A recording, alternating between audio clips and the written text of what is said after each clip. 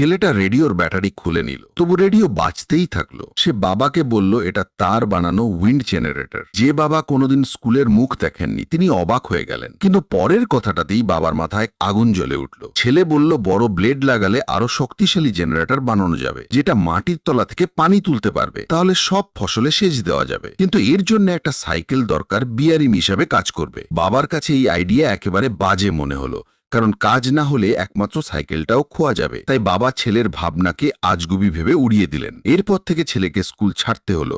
সে রোজ বাবার সঙ্গে মাঠে খাটত, তবু জীবনে কোনো বদল এলো না। খরায় মাটি ফেটে চৌচির, পানি ছাড়া একটা গাছও বাঁচছে না। সামান্য ভুট্টার ফসলটুকুও আগামী বসন্তের আগেই শেষ হয়ে যাবে। বাবা বাধ্য হয়ে সব দামি জিনিস বেচে খাবার কিনলেন, কিন্তু পরিস্থিতি আরো খারাপ হতে চলেছিল।